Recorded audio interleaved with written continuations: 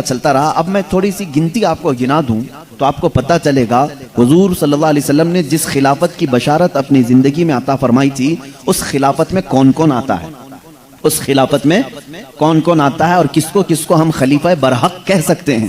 کیونکہ اس کے بعد حضور نے کیا فرمایا, بادشاہت. اس کے بعد کیا ہے, بادشاہت. سیدنا ابو بکر صدیق رضی اللہ تعالیٰ عنہ نے مسند خلافت کو سنبھالا حضور اکرم صلی اللہ علیہ وسلم کی وفات کے بعد سے لے کر 2 سال 3 مہینے تک, تقریباً 2.5 سال سمجھ کر چلیے. 2 سال 3 مہینے حضرت ابو بکر صدیق رضی اللہ تعالیٰ عنہ خلافت پر رہے. حساب کرنا آپ, کیلکولیشن کرنا.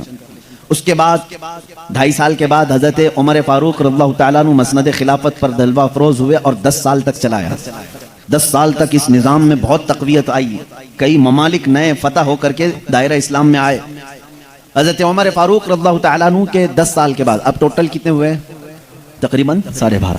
حضرت عثمان ابن عفان رضی اللہ تعالیٰ عنہ یہ مسند خلافت پر جلوہ بار ہوئے اور تقریباً آپ نے 12 سال کچھ مہینے خلافت فرمائی. 12 سال کچھ مہینے خلافت فرمائی, تقریباً 12.5 سال سمجھ کر چلیں. اب پورے ٹوٹل کتنے ہوئے, تقریباً 25 سال کے برابر. پھر حضرت عثمان ابن عفان رضی اللہ تعالیٰ عنہ کی وفات کے بعد مولا علی کرم اللہ وجہہ الکریم خلافت کی اس مسند کو سنبھالتے ہیں. تقریباً 4.5 سال تک آپ نے خلافت فرمائی. کتنے ہوئے, 29.5, تقریباً 29.5. یہ کل ملا کر کے 29 سال 6 مہینے ہوتے ہیں. 29 سال 6 مہینے یعنی تقریباً 29.5 سال. اللہ کے نبی صلی اللہ تعالیٰ علیہ وسلم نے کیا فرمایا, میرے بعد خلافت 30 سال چلے گی, اس کے بعد بادشاہت. میرے بعد خلافت 30 سال چلے. سب کو یہی معلوم ہے کہ خلفائے راشدین کتنے ہیں, سب کو یہی معلوم ہے خلفائے راشدین کتنے ہیں, 4. مولا علی کرم اللہ وجہہ الکریم کی وفات کے بعد آپ کی شہادت ہو گئی نا, مسجد میں آپ کو بھی شہید کیا گیا.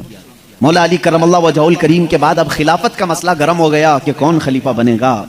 بحث چھڑ گئی, جگہ جگہ باتیں ہونے لگیں. اب 3 گروہ ہو گئے تھے مسلمانوں کے اس وقت.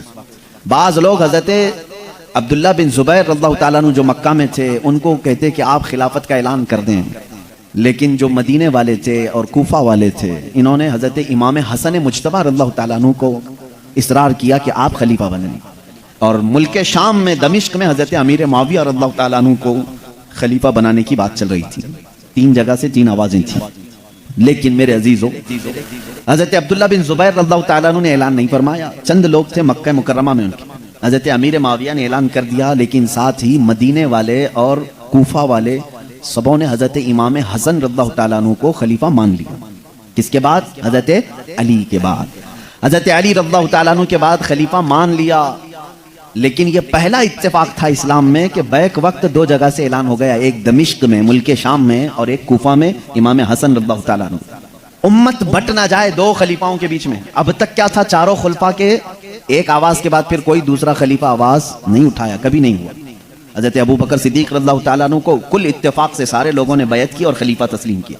حضرت عمر رضی اللہ تعالیٰ عنہ کے ساتھ بھی, حضرت عثمان غنی رضی اللہ تعالیٰ عنہ کے ساتھ بھی, حضرت علی کرم اللہ وجہہ الکریم کے ساتھ بھی. یہ اور بات ہے کہ ان کی زندگیوں میں کچھ لوگوں کے نئی بیعت کرنے کی تاریخ ملتی ہے, لیکن کسی نے دوسرے خلیفہ کا اعلان نہیں کیا. یہ پہلی مرتبہ ہوا. ایک طرف حضرت امام حسن رضی اللہ تعالیٰ عنہ اور دوسری طرف حضرت امیر معاویہ رضی اللہ. بہرحال یہ معاملہ کب ختم ہوا, اب یہاں پر ایک گتھی میں سلجھانا چاہتا ہوں. بعض لوگ حضرت امیر معاویہ کی شان میں بھی بھونکتے ہیں, بہت غلط الفاظ کہتے ہیں. ان کو بھی یہاں سے تمیز سیکھنی چاہیے. صحابہ کے بارے میں جب بات کریں تو زبان سنبھال کے بات کریں, ورنہ تمہارا ایمان خطرے میں آ سکتا ہے. معاملہ یہ ہے کہ میرے آقا صلی اللہ علیہ وسلم نے فرما دیا میرے بعد خلافت 30 سال چلے گی, لیکن چاروں خلفاء 29.5 سال میں دنیا سے پردہ فرما چکے تھے. حضرت امام حسن نے اعلان کیا ٹھیک 6 مہینے کے بعد.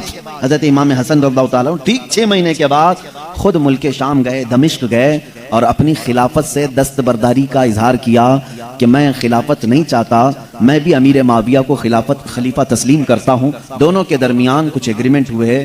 حضرت امیر معاویہ رضی اللہ تعالیٰ عنہ نے بھی ان کا احترام کیا, عزت فرمائی. ہر مہینے ان کے ہاں وظیفہ بھی جاری ہوا, اور اس طرح سے یہ سرد جنگ جو مسلمانوں کے درمیان میں 2 جماعتیں نہ ہو جائیں, کس نے ختم کیا, حضرت امام حسن رضی اللہ تعالیٰ عنہ نے ختم کیا.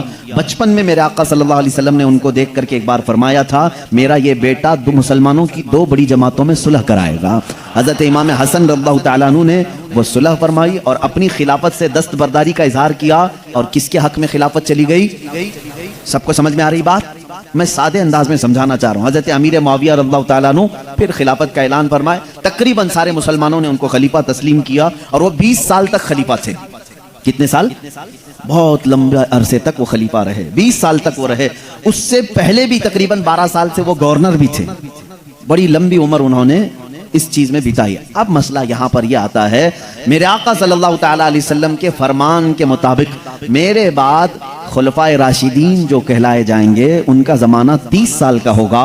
29.5 سال تک تو 4 خلیفاؤں کی زندگی گئی، باقی جو بچے 6 مہینے تھے وہ امام حسن مجتبیٰ نے پوری فرمائی۔ اس اعتبار سے اے سنیوں سمجھ لینا، وہ چاروں خلفائے راشدین کے ساتھ 6 مہینے کا ایک اور خلیفہ راشد ہے جس کو دنیا یاد نہیں کرتی، وہ امام حسن مجتبیٰ ہے۔ وہ امام حسن مجتبیٰ رضی اللہ تعالیٰ عنہ، ہم ان کو خلیفہ راشد 5واں تسلیم کرتے ہیں، اس لیے کہ جو باقی 6 مہینے جو بچے تھے میرے آقا کے فرمان کے مطابق انہوں نے ہی پورے کیے۔ اور بعض لوگ کہتے ہیں یہ فضیلت تو امیر معاویہ کے بھی شان میں جانا چاہیے، کیونکہ 29.5 سال کے بعد انہوں نے بھی خلافت کا اعلان کیا، لیکن یہ بات فٹ نہیں بیٹھتی، اس لیے کہ وہ 30 سال کے بعد بھی خلیفہ تھے۔ حضور صلی اللہ علیہ وسلم کے فرمان کے 30 سال کے بعد بھی وہ 20 سال تک اور خلیفہ رہے، لیکن یہ بات آ کر فٹ بیٹھتی ہے تو امام حسن کی زندگی پر بیٹھتی ہے۔ امام حسن رضی اللہ تعالیٰ عنہ نے خلافت فرمائی 6 مہینے تک، اور اس کے بعد دستبرداری کا اظہار فرمایا۔ میرے عزیزو، یہ زمانہ ہے خلفائے راشدین کا، کل کتنا ہے؟ سب مسلمانوں کو یاد رہے گی نا بات، یہ 30 سال قیامت تک کے لیے روشن دلیل ہیں۔ وہ 30 سال قیامت تک کے لیے مسلمانوں کے لیے دلیل ہیں، ان کی زندگیاں ہم سب کے لیے عبرت ہیں۔ کل میں نے 2 نفوس قدسیہ کی ذکر کیے تھے، حضرت سیدنا ابو بکر صدیق رضی اللہ تعالیٰ عنہ، حضرت سیدنا عمر ابن خطاب رضی اللہ تعالیٰ عنہ۔ آئیں چلتے ہیں بارگاہ عثمان ابن عفان رضی اللہ تعالیٰ عنہ۔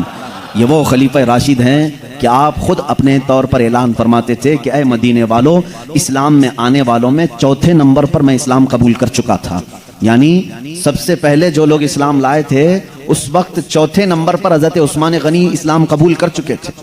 حضرت عثمان غنی رضی اللہ تعالیٰ عنہ اتنے شروع میں اسلام لائے، اور وہ بھی اسلام کیسے لائے؟ حضرت ابو بکر صدیق رضی اللہ تعالیٰ عنہ کی دعوت پر اسلام لائے تھے۔ آپ بڑے شریف النفس تھے، طبیعت کے بہت شریف تھے، اس وقت بھی آپ بڑے مالدار تھے جب آپ اسلام نہیں لائے تھے۔ آپ کا خاندان رسول کریم صلی اللہ تعالیٰ علیہ وسلم کے خاندان سے ملتا ہے، آپ حضور صلی اللہ تعالیٰ علیہ وسلم کی سگی پھوپھی کے نواسے بھی تھے۔ حضرت سیدنا عثمان غنی رضی اللہ تعالیٰ عنہ کے ساتھ حضور صلی اللہ علیہ وسلم کے کئی رشتے ہیں۔ باپ کی طرف سے عبد مناف میں جا کر کے حضور کا سلسلہ ان سے مل جاتا ہے، اور ماں کی طرف سے ان کی ماں حضرت حضور صلی اللہ علیہ وسلم کی سگی پھوپھی کی بیٹی تھی۔ اور تیسرا رشتہ یہ ہے کہ حضور اکرم صلی اللہ علیہ وسلم نے 1 نہیں 2 بیٹیاں ان کے نکاح میں بھی دی تھیں۔ ان کا ایک لقب ہے معلوم ہے، ذوالنورین۔ آپ کہیں شبہ میں نہ پڑ جائیں کہ 2 بیٹیاں 2 بہنیں ایک نکاح میں کیسے آ گئیں، ایسے نہیں ہے۔ پہلے رسول کریم